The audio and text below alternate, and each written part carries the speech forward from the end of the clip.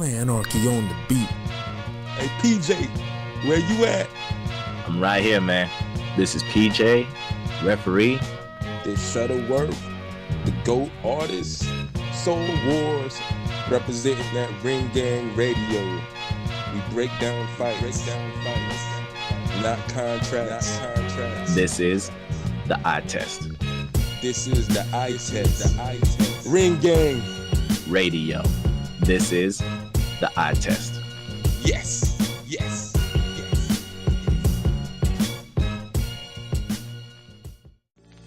Exactly. Like, I'm pretty sure. I'm gonna throw a name back there.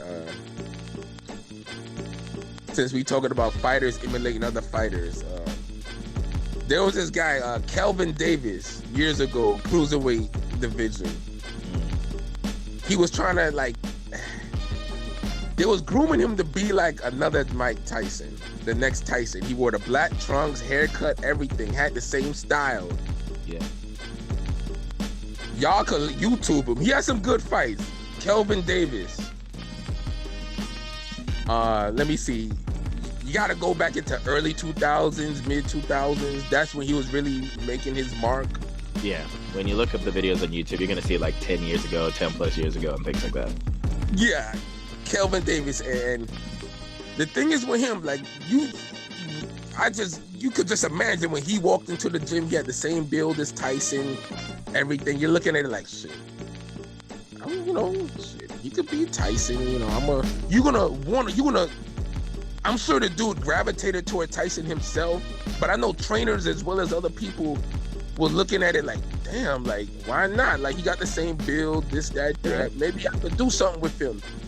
You're not gonna make a guy who has Tyson's build and throw some fucking Tommy Hearns videos at him, be like, all right, I need you to stick and move, pump the jab on your back foot, and it don't work like that.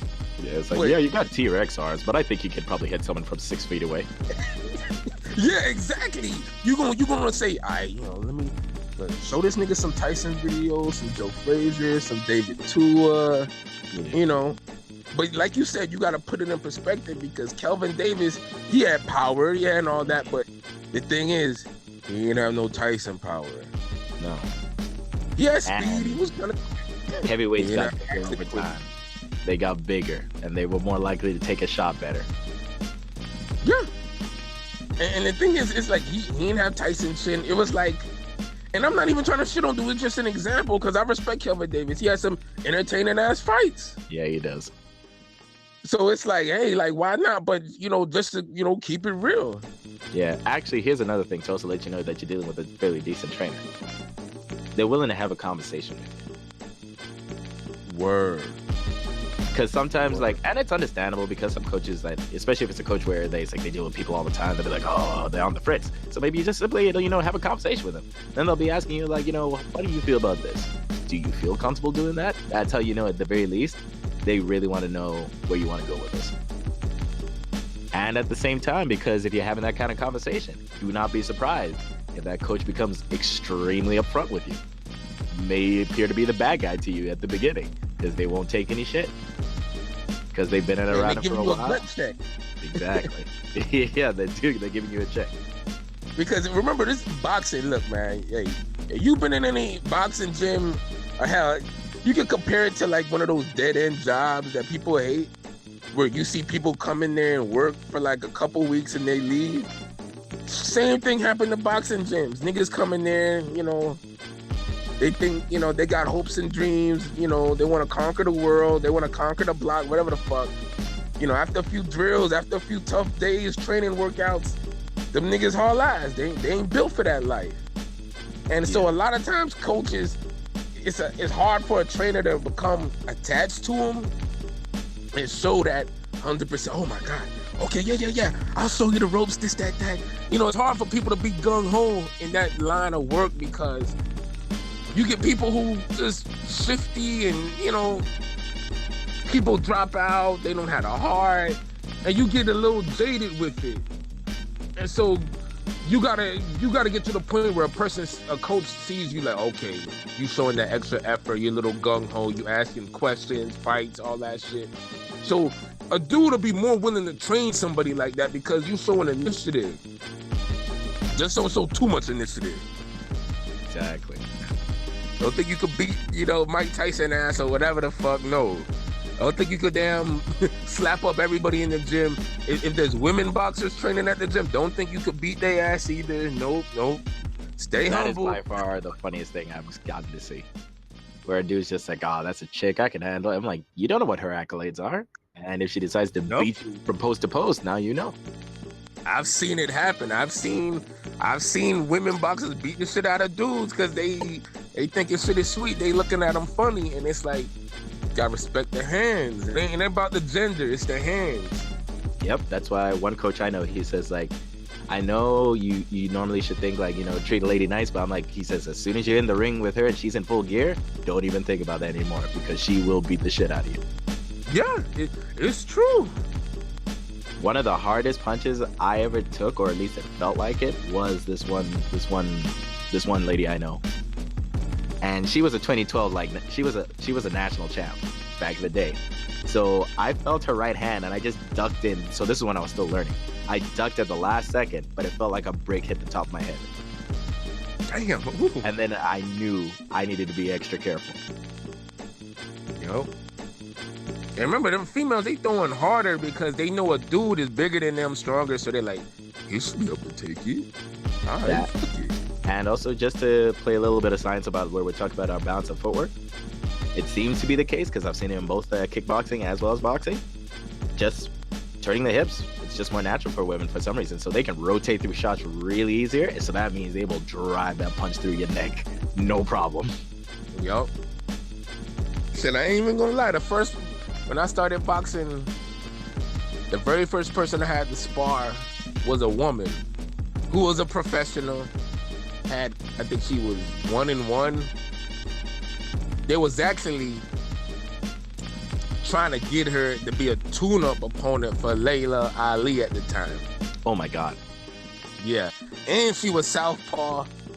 Red flag number 2. She was about 6 feet. Red flag number 3. So just mind you, I'm 19. I'm sparring a southpaw, a bigger southpaw, and a pro. So, I ain't gonna lie. I did good, but she dropped me like in the 3rd round, like hard as fuck. I did the age-old, backed up with my hands down in a straight line. Oh no. Caught me with a jab, a right jab to the stomach, and then a left hand over the top. I dropped. I must have looked like the damn when Zab got hit by Costa Zoo. Don't play with matches. I got up at the count of 6. But I'm telling niggas that they like, God damn, so you was really hurt. I'm like, how you know? He's like, nigga, anytime you get up after the count of 4, you legit hurt.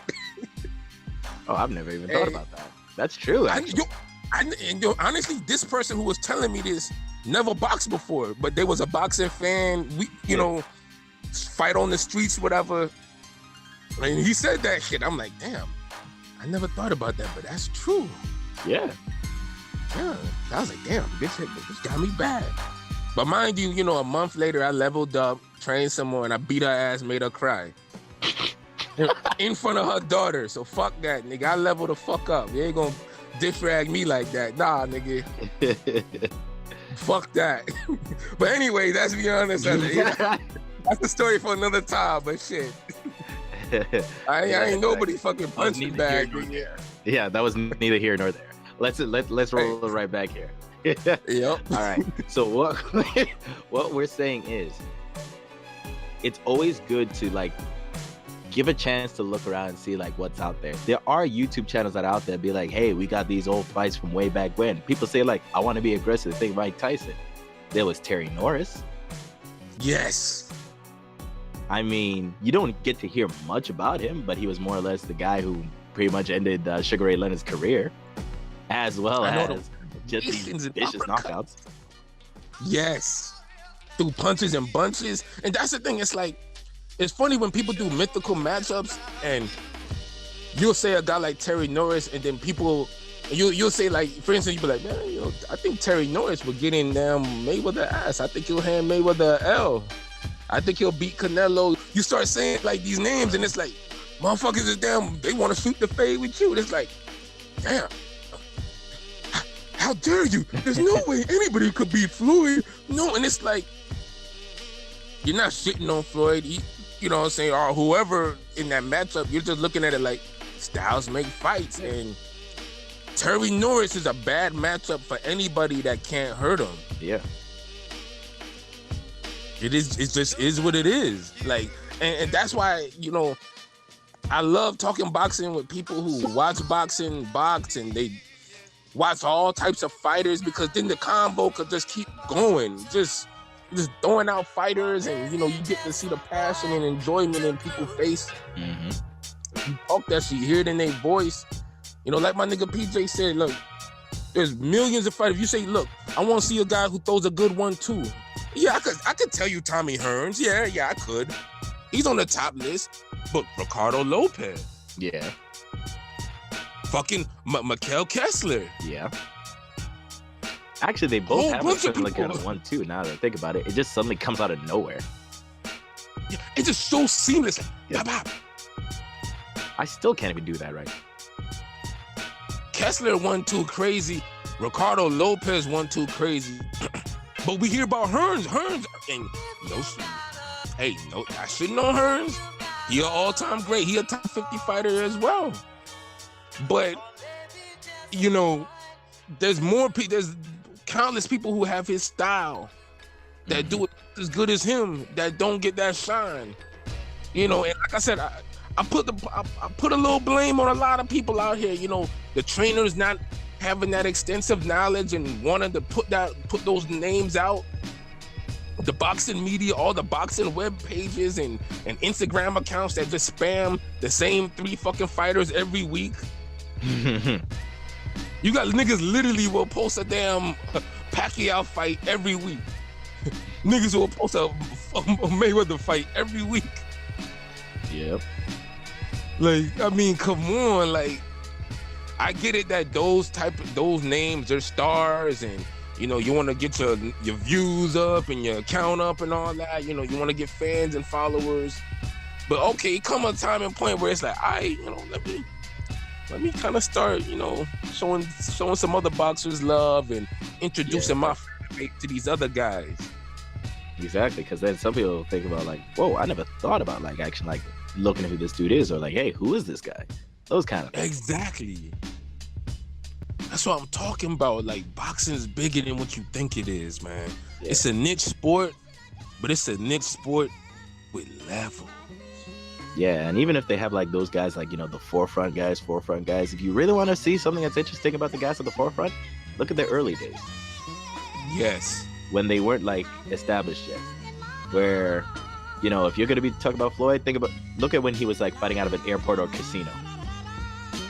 Yeah. Back where everybody was just like, yo, who is this dude? Lightweight days. Yeah, exactly. That is where I thought he was like ridiculous. Or hell, I more so want to say junior lightweight. Lightweight, he had some crazy performances at lightweight. Wow, like, yeah. But yeah, like that. It was early days, so you can tell, like, he didn't start off the way you see him now. Or, I mean, not now. I mean, in his prime. He didn't start off the way he was in his prime. He was also like scrappy, weird, awkward, kind of clearly had no idea what he was doing. He just knew how to just stay on your ass because he just wanted to actually eat food. Yeah. And people hungrier back then. A lot of people, they fall in love with the glitz and glamour and what.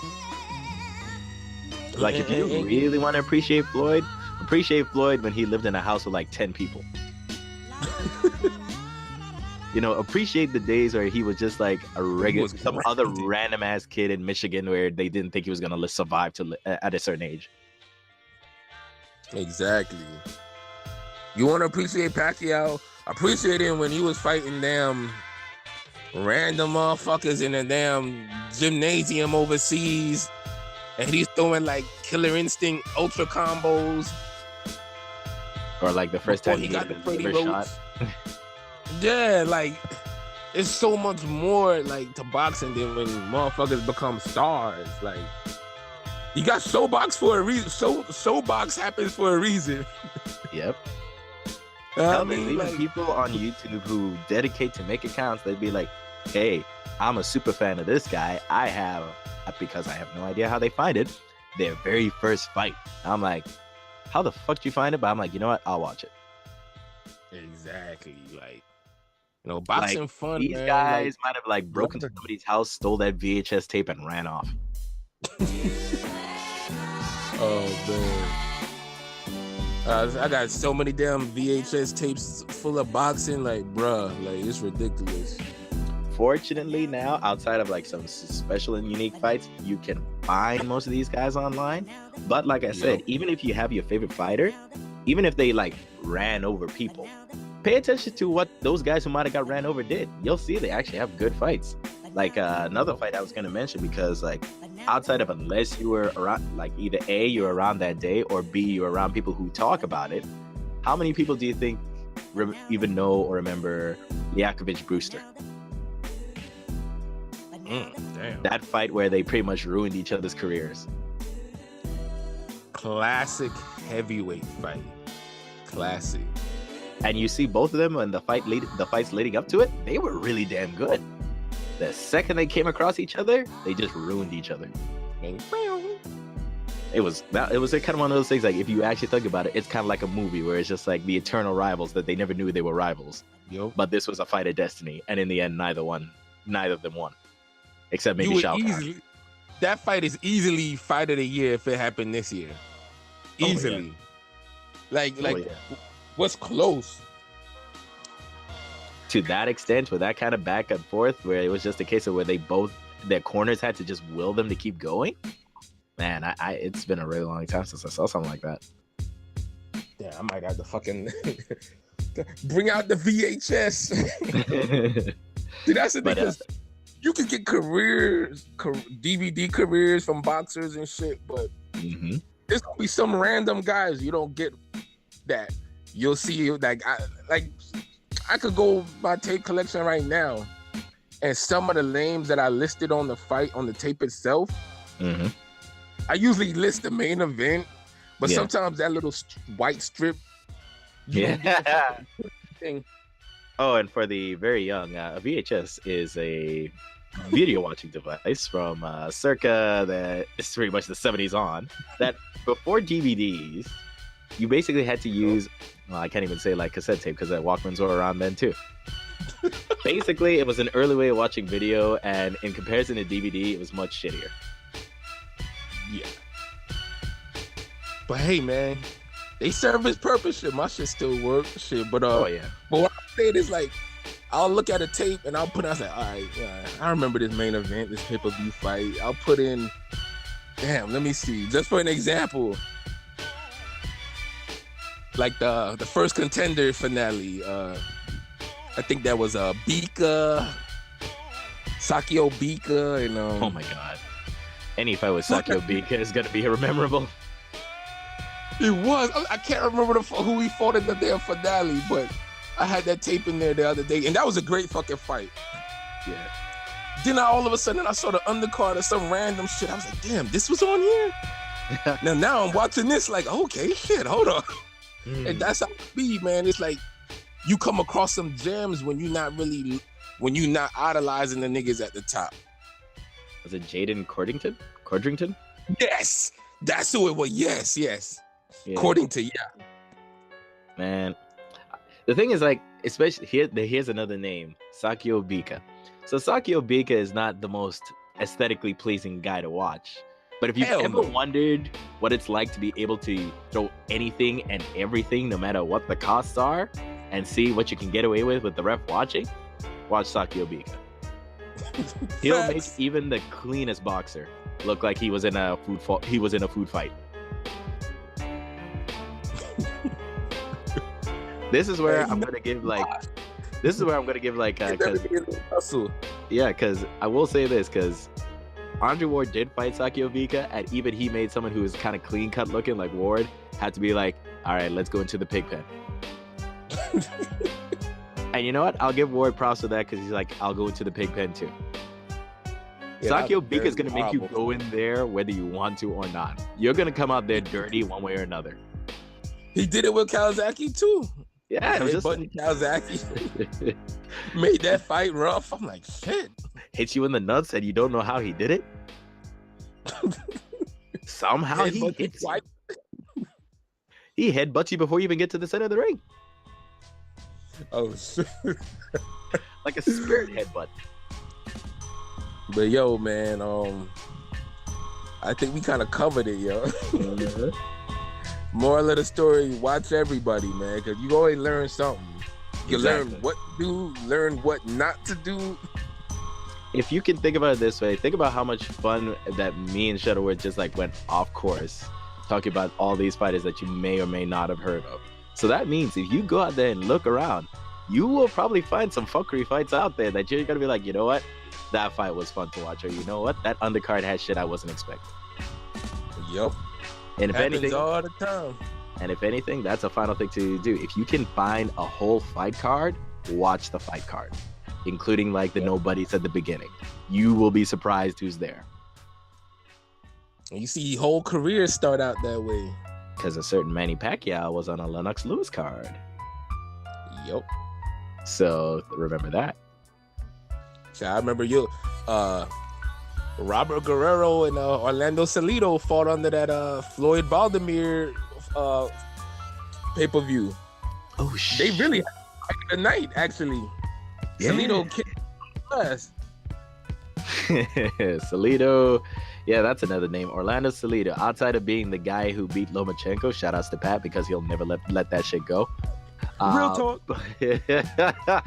But watch any of other Orlando Salido's fights. You'll understand, like, this dude has a ton of experience and you'll see why. Yep.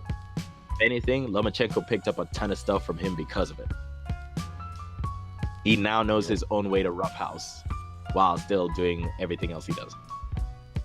Exactly. You always can learn something, man. Don't be afraid to learn, man. Love boxing like we do. Yeah. Eye test. Exactly. Watch everything. Watch everything.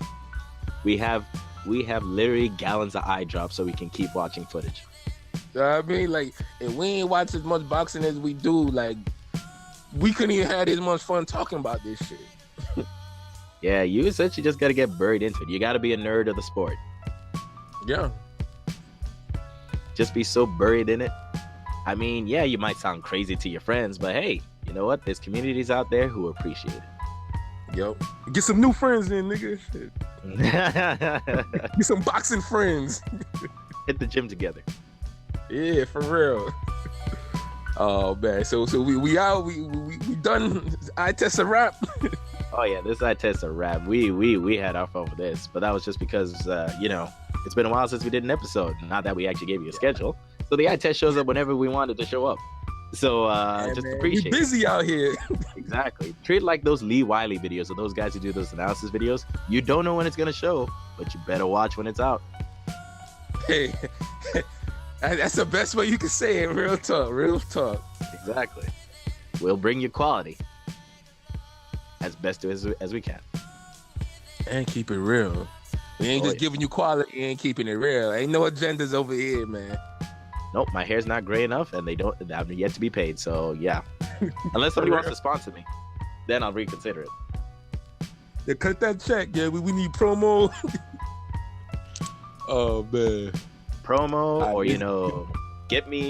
get fighters to like ask me for a camp. Nah, actually, just give me money. Yeah. Yeah, I'd rather just give you money. No more work than that. We want to chill, get that easy money. Exactly. I don't know how that's done yet, but I'm willing to look around. All right, yo. So this has been the eye test. Let me reiterate. Ring Gang Radio's The Eye Test. This is PJ. And I'm the GOAT artist, Shutterworth. We out.